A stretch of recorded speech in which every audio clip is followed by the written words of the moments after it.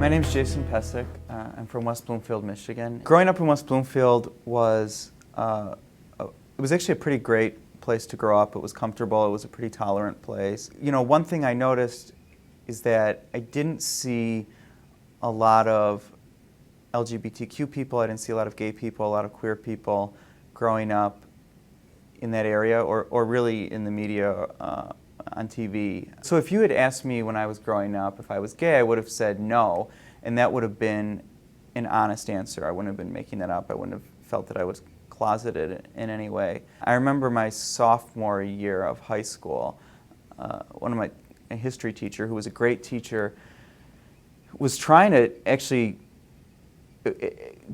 teach tolerance and awareness. He said, someone in this room, there's 25 or whatever the number of people was in this history class, and someone in this class is gay or is a lesbian. I remember thinking, oh, well, it's not me. Who is it? You know, it's not me. Then I went to college, and it felt like at the same time the world was changing, or at least the country was changing in some important ways. For example, one thing that happened after my first summer of college, I remember it well, was the Supreme Court decided Lawrence v. Texas. It was acceptance from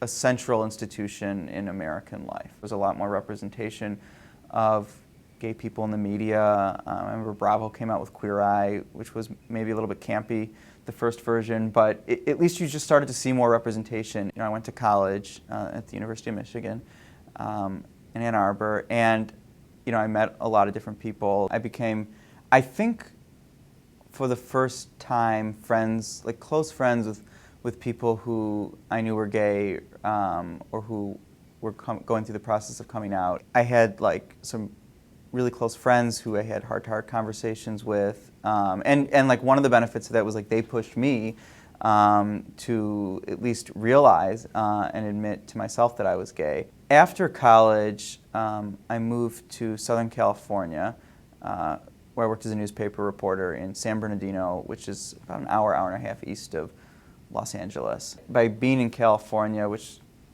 was kind of far from home, it gave me sort of like the separation I needed to figure stuff out. I remember driving up to a gay bar in San Bernardino, California, called The Lark. Not long after I moved out there, I went into this bar and I was sitting by myself, and I think like playing with my cell phone, which was not a smartphone at the time, and like texting or trying to look occupied in some way. And then I remember a woman came up to me, and she was there with her friends who were gay guys, and so introduced me to them. That was sort of my first exposure to having a group of gay friends. We would just hang out. We would go out in the area we lived with, in San Bernardino area.